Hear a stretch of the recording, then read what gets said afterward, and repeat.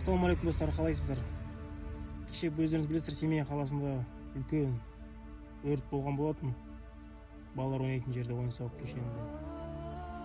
Ана жерде енді Аллаға шүкір, адамдар шығыны жоқ, бәрі аман есен.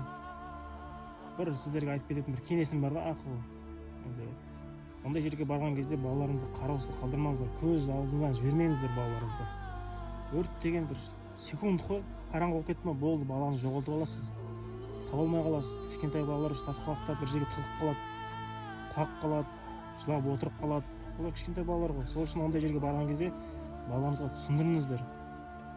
Осылай істей, осындай болып жатса, осылай істей, осыған кел, осылай мен осы жерде боламын деген сияқты.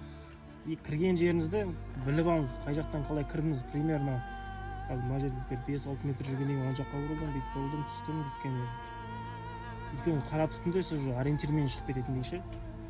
Одан кейін қосалқы шығыстар дейді, черный ход.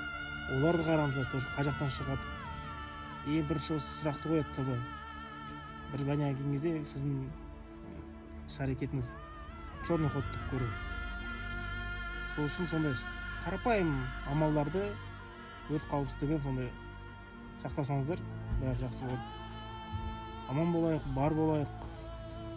Балалар біздің болашағымыз. Балаларымыз аман болсын. Өрттен аман болыңыздар. Ойыншық нәрсе емес, өрт деген тілсіз жау ғой. Сол үшін өрт қауіпсіздігін сақтайық. Жақсы онда, еліміз аман, жұртымыз тыныш болсын.